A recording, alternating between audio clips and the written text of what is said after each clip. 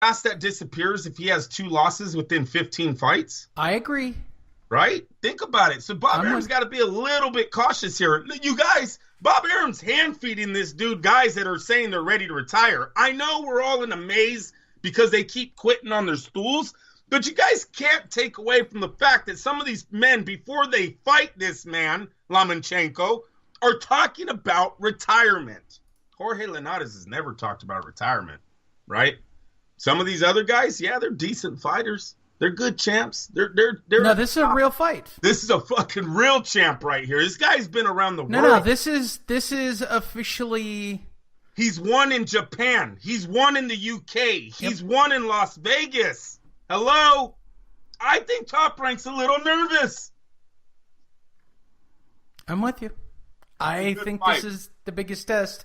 And every time we give the dude the biggest test, he historically he's choked in biggest tests. A lot of these fighters that come over the pond sometimes, Lee, you put them in those big moments and they don't live up to it. I think Lomachenko has to go in and knock him straight out and just go full on. Let's see the machine. Just go in there and turn it on and be the beast.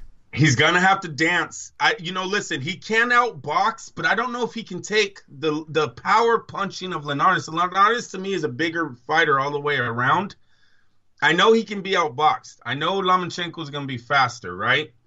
But it's going to be how fast can he break Linares mentally and physically in this fight where he doesn't, I guess like what he's been doing all the rest of the guys, making them quit. Now, I'm not going to say his 5th quit in a row, but you know what I'm saying, Lee? How long is it going to take?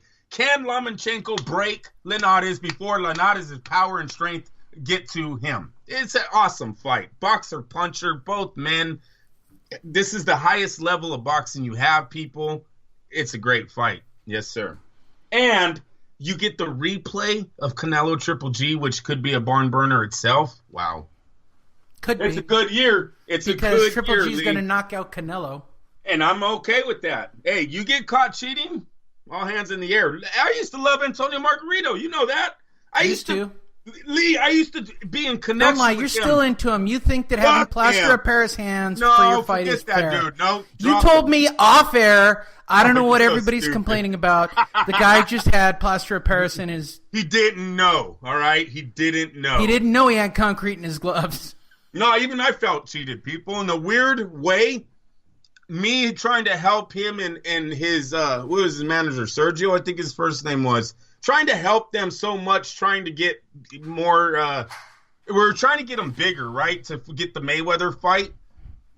I felt cheated. You guys are fucking cheating, man. Come on. It was just bad. But why would you tell me off air that you think it's okay to have your hands like in concrete? Stop. I never said that. That's not right. You did. You said our fans are stupid who listen to this show. You guys. Hey, he made a dude's ear explode on ESPN. People don't need, I mean, come on. He made a guy's ear explode. Now we know why. Hello?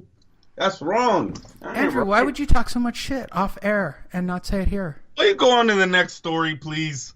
I'm really sad about the next story. Why? What happened? Okay. So for those of you who follow the show, you'll remember that a week ago, I went in the fucking rain to a fight. Andrew, why did I go all the way out there to go pull my credential at that fight? What is the most important thing about pulling your credential at a fight, especially when there is a literal downpour? What did I demonstrate to the very nice people over at Top? You wanted to show you're a legit reporter for the next. That's correct. Yes. Our next story, Horn-Crawford is officially postponed in Vegas. Oh, yeah. Okay, I'm going to tell you why I'm a little pissed off, people. I took a big shit sandwich a week ago so that I could go to Vegas and have my credentials for Crawford-Horn, and I wanted a table because I guarantee Top Rank's not going to forget the people who just fucking flaked out and didn't go to that fight last weekend. I didn't. I wanted good seating. Guess what, Andrew? Yeah, they postponed the fucking fight. I totally forgot about that. God damn it. Fuck. I could have stayed in Irvine and stay in a nice warm place, watch Brazilian Jiu-Jitsu all night. It was very warm and very cozy. I didn't have to get out of the car and sit in traffic on the 405 for 2 hours to drive up to go get fucking rained on like a cow pissing on a flat rock. Rain. It was real. Like, I get you get real rain up there, Andrew. We don't get real rain down here. I don't like real rain. Okay? I'm just calling it. All right, on to enough of me being pissed off. The Jeff Horn-Terence Crawford welterweight title fight has been postponed officially as of Wednesday due to Crawford sustaining a hand injury. A spokesman for Top Rank confirmed that, and reported first by Dan Rayfield, the fattest man on the planet, of ESPN.com, that the fight would be currently postponed. Originally, it was scheduled to be at the theater. It's supposed to be at the Mandalay Bay Event Center. There it was. Mandalay Bay Event Center. As of Wednesday, the card has not been officially announced. Tickets did not go on sale. There has been no rescheduled date. They're talking about just taking the whole card and postponing it as of right now. There you go. And they will. And they will. You know what I'm interested in? Wasn't that the same? What date was that? April. You said April, right? Do you know? Yeah, it was supposed to be April 16th. Yes. Okay, so it was April. All right. Yeah, he got hurt. Who cares? They're gonna just move it down the line. Yeah, I'm pissed, Andrew. No, I'm not mad. It sucks for Jeff Horn. You know, yeah, he's in Australia. That's fuck the white guy. Oh my gosh. White guilt popping up again. Crawford-Horn will be streamed on ESPN. Keith Eidick of Boxing Scene reports one of the most significant questions related to the Terence Crawford fight has been answered according to ESPN.com. They will make it available on the new ESPN app, which will launch, that's why it happened. And it's going to cost about $4.99 per month and will include a lot of boxing content as well as live coverage. Gee, I can't imagine who the fuck said something about this a week ago. Yeah, and that's why it happened. Hey, Lee, what I don't understand, do you think Crawford-Horn was the best fight to open this app? It doesn't matter. It's just, I said this a week ago, Andrew. It's just content. People just want to watch whatever the fuck they want to watch whenever they want to watch it. Dude, I don't want to watch... Okay, this is a true story, and this happened last night. But wait, Lee, wait a minute. Answer me this with what you are reading. Yeah. Are you telling me the only way I'm going to be able to watch... No. So it will be on ESPN too? ESPN and the app, yeah. Okay, all right, good. But they're going to give you exclusive stuff on the app, like the entire fight card. Yeah, that's They're going to make it worthwhile. They do that all around the ring on their app, don't they? Yeah. Where they show, like, you can show the locker rooms, you can show all three sides of the ring. Yes. Yeah, all right. So now you're streaming 8 hours of original content. Yep. For those of you who don't know, a boxing card generally starts at 3 or 4 in the afternoon. Then about 3 or 4 hours later, the actual title fight or the television fights start to go off. A general evening of boxing anywhere, excluding like a ballroom card. But like, let's say Las Vegas. Doors will open at 3:30. First fight will be at 4 o'clock with television going off around 8 o'clock. And everything's done by 9 or 10 o'clock. You're looking at 6 hours of boxing content. Why wouldn't somebody like ESPN with deep pockets start to capitalize on all that content? It's good. It's good for the sport. I can't imagine who went on a complete jag about it a week ago. I can't imagine where that happened, Andrew. Long time before that. I'm in the wrong line of work. Okay, let's talk about another story. One that don't make Lee depressed. It does. It fucking does. I know it does. I want to sit in on one meeting at Top Rank and go, what are you guys thinking? Like, seriously, what are you guys thinking? You have one of the deepest libraries of all time. How do you not have a fucking app that I could pay $5 a month for and I could go watch Ali fights? I could go watch fucking... What are you guys doing? What are you doing? Ugh. So frustrating. I digress.